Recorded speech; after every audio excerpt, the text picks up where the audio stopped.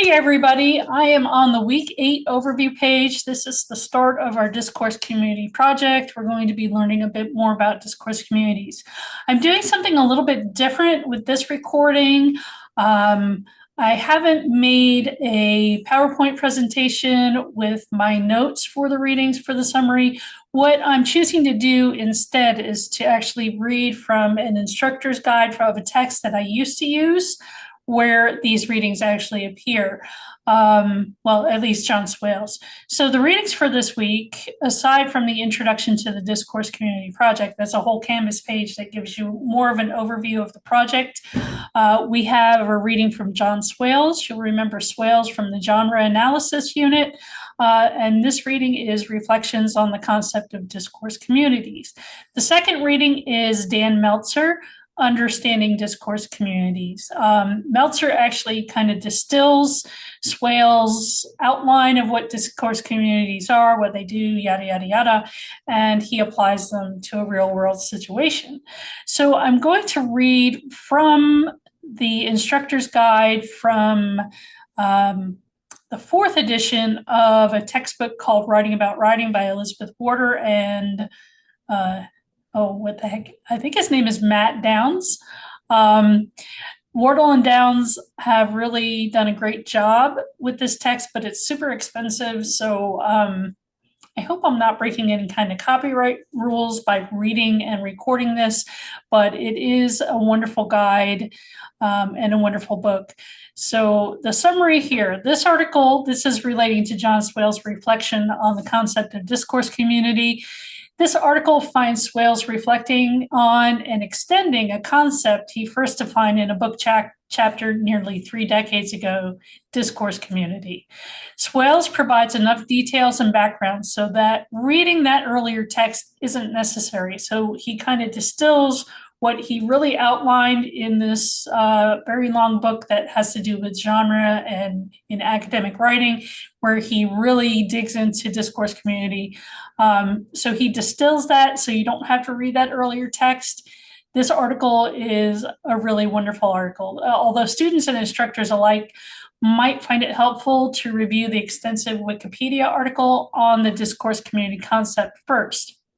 So here, Swales starts by looking at how his definition of the concept has been taken up in recent years by other writers, other scholars, thanks in part to his inclusion in an earlier edition of Writing About Writing, which both introduces the concept of discourse community and begins to develop a sense of the concept's potential as a sort of socio-rhetorical unit of analysis. So in short, a discourse community is likely heterogeneous, people who are the same.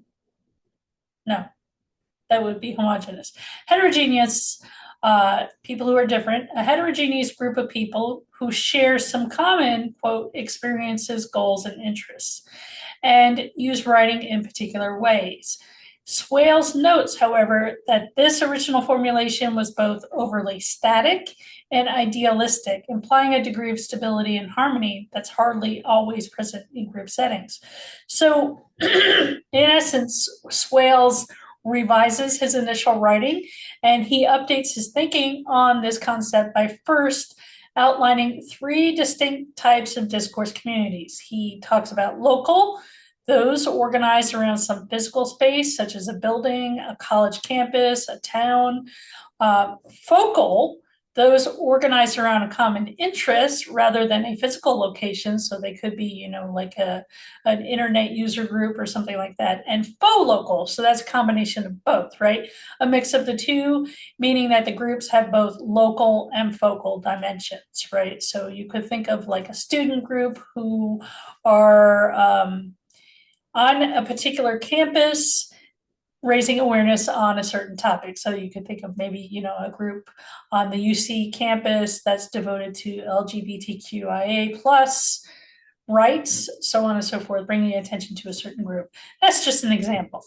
So Swales then raises questions of identity in the context of these discourse communities, noting how individuals can belong to several different communities at the same time. Students who have read a chapter in writing about writing can find some ideas that resonate with the material there. So actually, some of the readings that we will be encountering in this unit will resonate with you in those readings. So then finally, Swales updates his original 6 criteria for discourse community, adding 2 more and tweaking the language of the originals. And you'll see this again in Melzer's article, where he goes over the 8 different aspects of discourse communities. So the headings in the text emphasize the original language with explanations fleshing out his new ideas. So the first one is a discourse community has a potentially discoverable set of goals. They all have goals in common, right? A discourse community has mechanisms of intercommunication among its members, including via digital channels such as emails, blogs, tweets, so on and so forth. Without any means of intercommunication of any kind, there is no real community. So the members of the community need to have some kind of method of communication. Otherwise, it's not really a community, right? If you're not interacting and communicating with one another, you're not really a community. Excuse me. A discourse community uses its participatory mechanisms to manage the operations of the discourse community and to promote usually recruitment, change, growth, and development, to orchestrate, rarely, retrenchment and demise. In other words, these mechanisms are used to initiate actions and activities rather than simply providing information. So a discourse community not only has a common set of goals, it not only communicates within the members, but it also is doing something, right?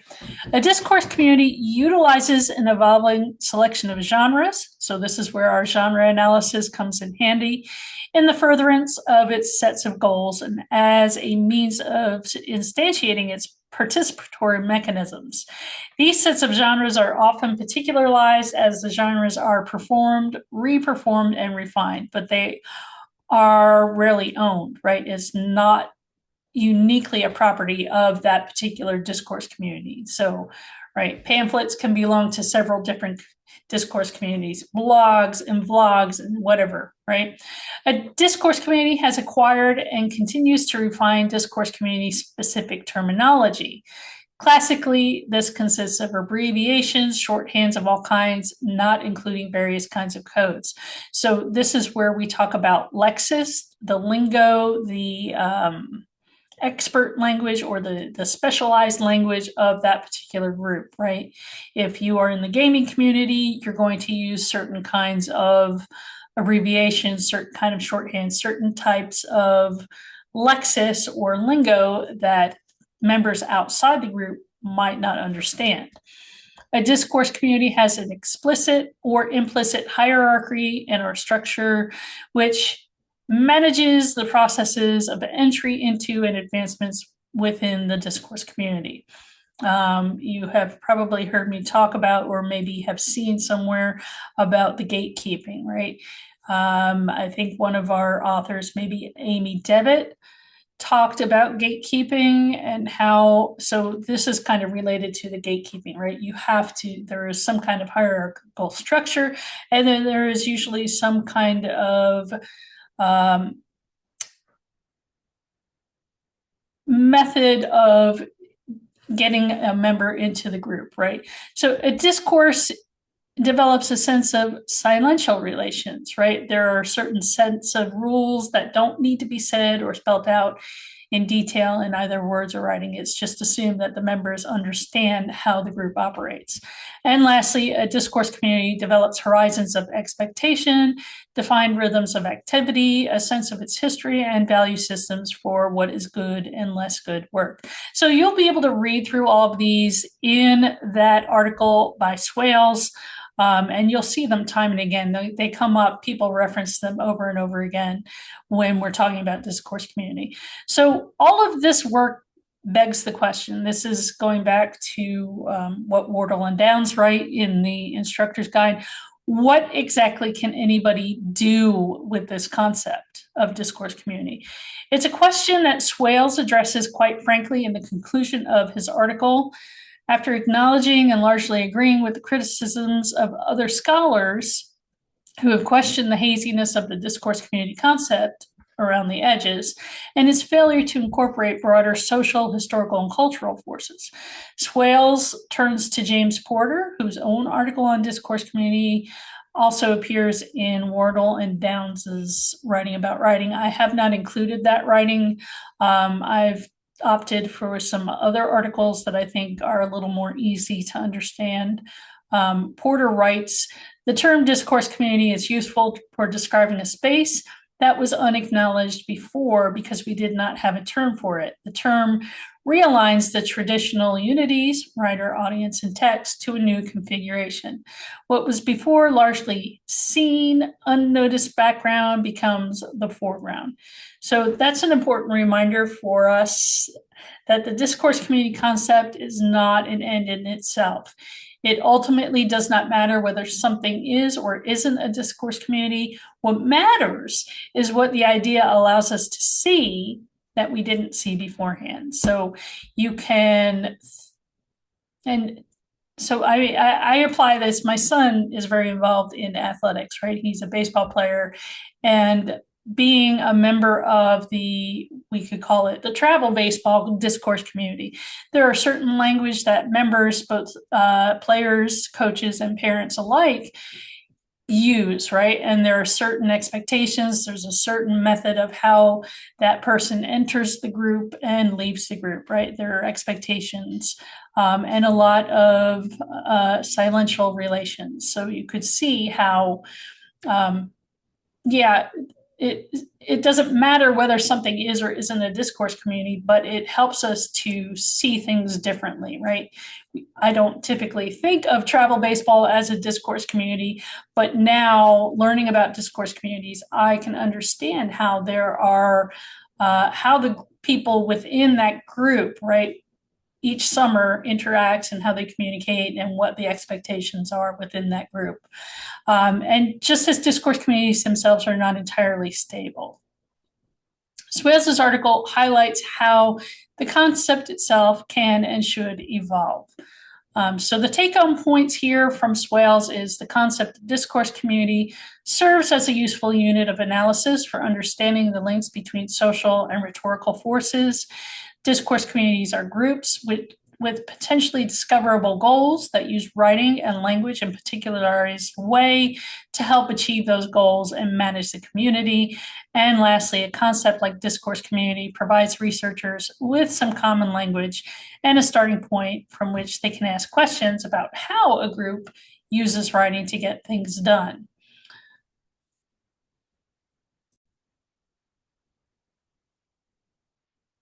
So next, let's jump to Dan Melzer's Understanding Discourse Communities.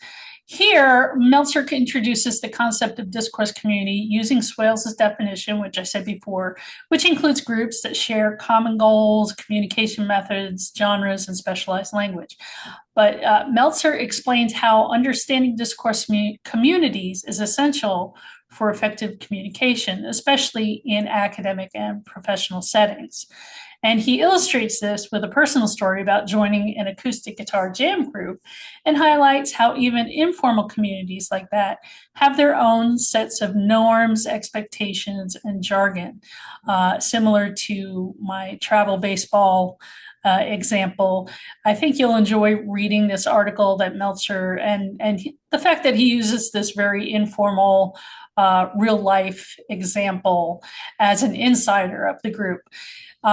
So in this article, Melzer emphasizes that recognizing and adapting to the conventions of different discourse communities can help writers become more effective and confident communicators.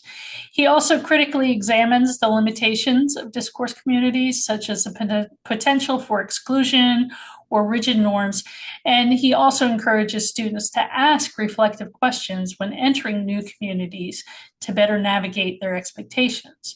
So some of the take-home points for this article is that discourse communities, again, this reemphasizes that they're groups with shared goals, communication practices, and specialized language, just like we saw with Swales, that genres and expectations vary across those different communities, and understanding these differences is key to effective writing, right?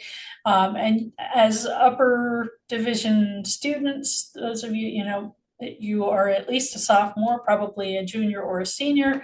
And as you take more classes and you're starting to specialize in your major, you're starting to realize that there are differences in, from department to department. There are differences between the humanities and differences, and STEM, music, and so on and so forth.